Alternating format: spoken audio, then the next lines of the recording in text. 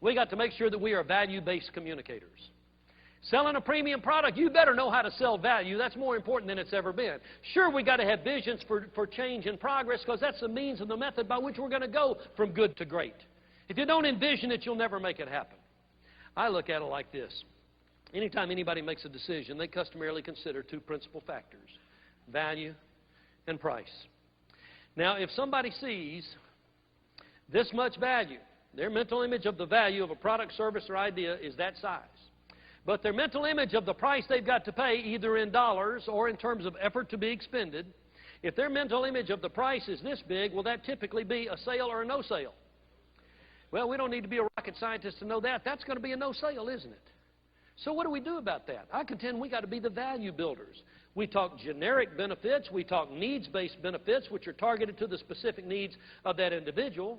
And if we don't know how to build that mental image of value, and I'll switch to red for a good reason, what's the only other way we can ever get the yes? Anybody?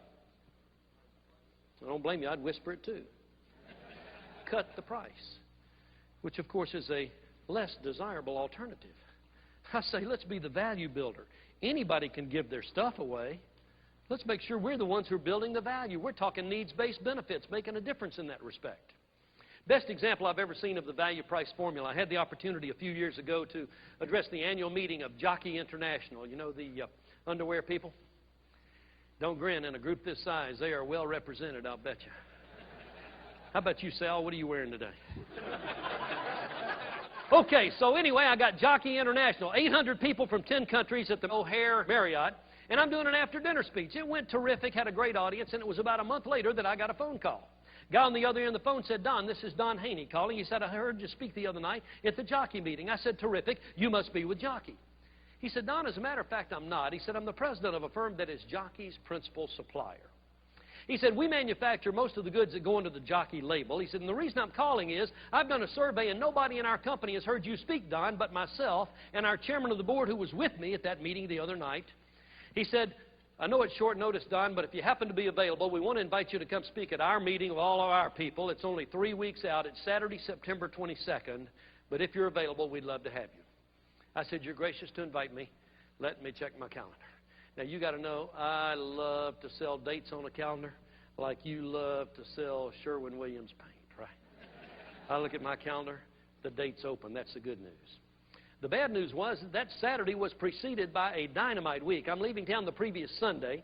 Got 6 appearances in 6 cities in 5 days. I'm scheduled to get home Friday evening at 11:15, an absolutely grueling week, and he wants Saturday? Wow.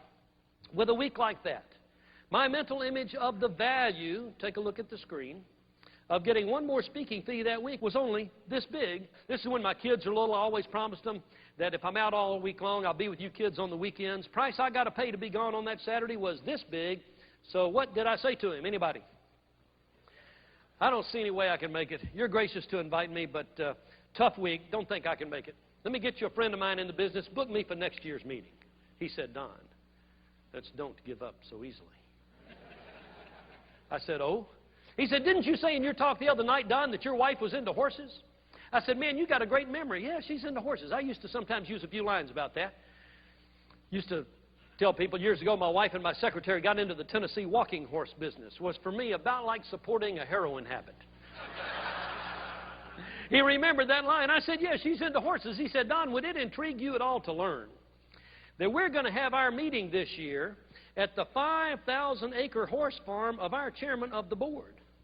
I said, 5,000-acre horse farm? You got to be kidding me. That sounds incredible. He said, my friend, incredible is a perfect choice of words. The place is incredible, and you got to see it to believe it. What is this guy doing to me? This guy's building value, and this guy is good, I'm telling you. But I was persistent. I said, I know it must be a lovely layout, but I'm going to be frank with you. My wife's the one who's into horses. She doesn't normally travel with me, and I'm allergic to horses. Which I am, but it didn't slow him down at all. He said, Don, as I understand it, the problem is on Saturday, September 22nd, you have a need to be with your family. Is that the problem? I said, man, you got it. That's the problem. He said, is that the only problem? He's got me now, right? I said, you got it. That's the only problem. He said, well, Don, let me try this one on you for size. Oh, this guy was good. He even remembered I was an aviation nut. He said, Don, how about if on Saturday morning, September 22nd, you and your wife and your kids be at Memphis International Airport at 10 a.m. We'll just send our company Learjet down to pick you up. He said, Don, would you ask your wife something for me? I said, anything. He said, man, I just want you to know before we put all this together, Don, I'm going to have a talk with our helicopter pilot, and I'm going to tell him. I said, wait a minute. You got a helicopter pilot flying a Learjet? He said, no, Don, you got to listen to the rest of the game plan. He said, it's only a 40-minute flight in a Learjet from Memphis to Lexington, Kentucky. He said, in Lexington, we're going to get you and your wife and your kids off the Learjet, Don. We're going to put you on our Jet Ranger helicopter.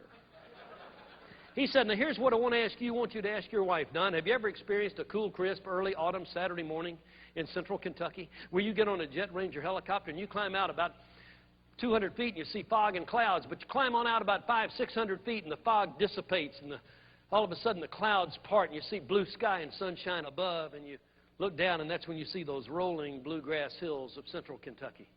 He said, you look more closely, Don, you start to see those white partitioning fences and those prancing racehorses in their morning run. He said, Don, have you ever seen that from 500 feet in a Jet Ranger helicopter? I said, not lately, brother, I haven't. He said, it's a sight to behold. He said, it's only a 15-minute helicopter flight to the ranch. We're going to get you off the helicopter over to the meeting site, let you give that speech you gave the other night, stick around for the social hour if you're so inclined, and whenever you're ready, Don, back to the helicopter pad, back on the Jet Ranger, back to the Lexington Airport, back on the Learjet, Don. We're going to have you back in Memphis at 3 o'clock that afternoon. I said, man, let's book the program. Forget the fee. No, Tom, I did not say that. Tom, I didn't say We got to be the value builders to sell a premium product. We got to sell it with energy. And we got to make a difference like we never have before.